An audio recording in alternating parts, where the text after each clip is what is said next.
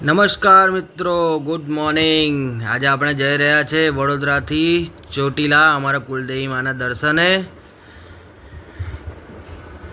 તો વિડીયોમાં બન્યા રહેજો, તમને ચોટીલામાં ચામુંડા માના દર્શન કરાવીએ।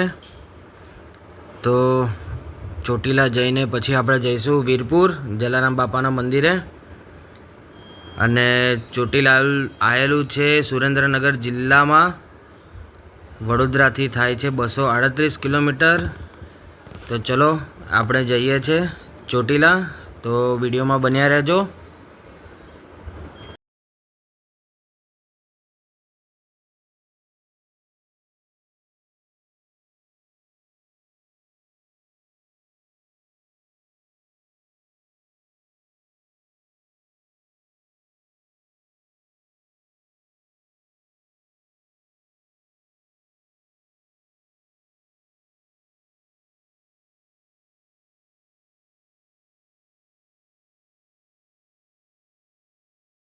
તો વડોદરાથી આપણે નીકળી ગયા છે વટામણ ચોકડી પછી ચોટીલા આવશે।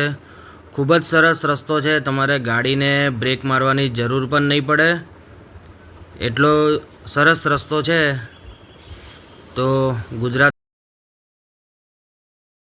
તો આપણે આવી પહોંચ્યા છે ચોટીલા।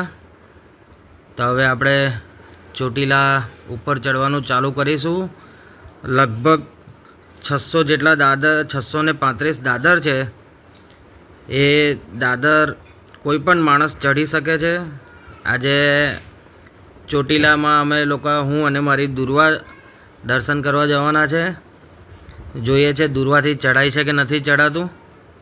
હું તો ઓલમોસ્ટ 5-6 વાર ચડી ગયો છું, પણ આજે હું દુર્વા સાથે ચડી રહ્યો છું। તો આવો ચામુંડા માના દર્શન કરીએ, અને કોઈ પણ માણસ આ દાદર ચડી શકે છે। તો વિડીયોને જોતા રહો અને ચલો માં ચામુંડાના દર્શન કરીએ।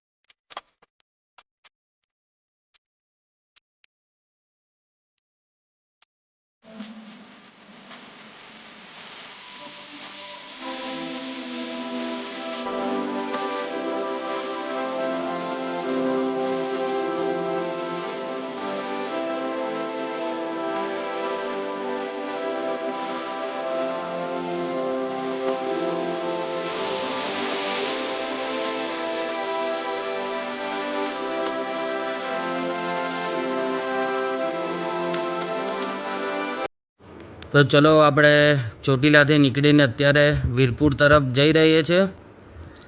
વીરપુર ગુજરાતમાં એક એવું મંદિર છે કે જ્યાં 1 પણ રૂપિયાનું દાન લીધા વગર ત્યાંની ભોજનાલય 365 દિવસ ચાલુ હોય છે। ત્યાં કોઈ પણ જાતનું દાન લેવામાં આવતું નથી। અને વીરપુર એ જલારામ બાપાનું મંદિર છે। તો આવો જલારામ બાપાના દર્શન કરે અને જલારામ બાપાની પ્રસાદી લઈએ।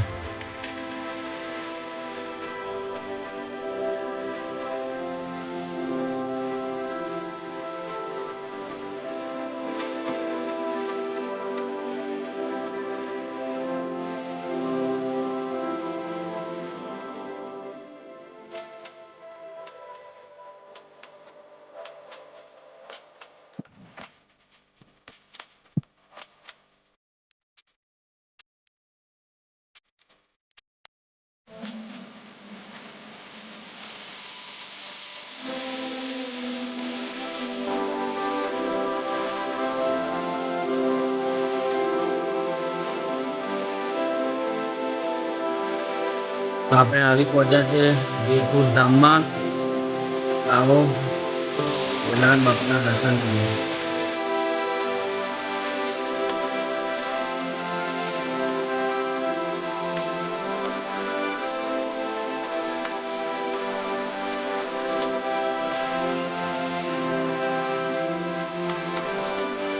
તમે જોઈ રહ્યા છો આપણે આવી ગયા છે વીરપુર જલારામ બાપાના મંદિરની પાસે આવેલા બજારમાં. અહીંયાથી થઈને જ તમારે જલારામ મંદિરે જવું પડે છે. અને માર્કેટની અંદર ખૂબ જ સરસ સરસ વસ્તુઓ જેમ કે ઘરના તોરણ, જલારામ બાપાનો ફોટો, અમુક મીઠાઈ જે તમે પ્રસાદ માટે લઈ શકો છો. તો જલારામ બાપાનો જન્મ ગુજરાતમાં રાજકોટ જિલ્લામાં વીરપુર ગામ આવેલું છે. એમનો જન્મ 1799માં થયો હતો. તેમના પિતાનું નામ પ્રધાન ઠક્કર અને માતાનું નામ રાજબાઈ હતું. એમની માતા એ પણ ખૂબ જ ધાર્મિક હતા. સાધુ સંતોની સેવા ખૂબ જ કરતા હતા.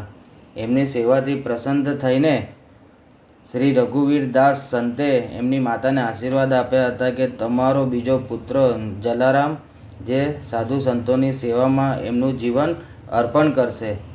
એમની 16 વર્ષની ઉંમરે જલારામ બાપાના લગ્ન વીરબાઈ સાથે થયા હતા.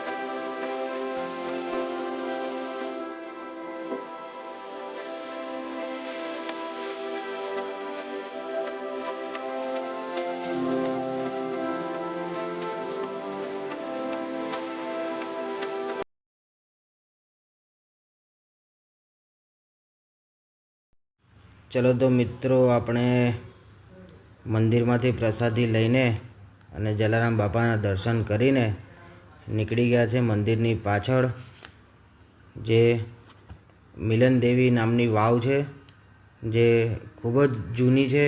વર્ષો પહેલાં લોકો વરસાદનું પાણી સંગ્રહ કરવા માટે આવી વાવો બનાવતા હતા અને એ વાવનું પાણી આખા વરસ લોકો વાપરતા હતા. તો જોતા રહો અને વિડીયો ગમ્યો હોય તો લાઈક, શેર અને સબસ્ક્રાઈબ કરવાનું ભૂલતા નહીં.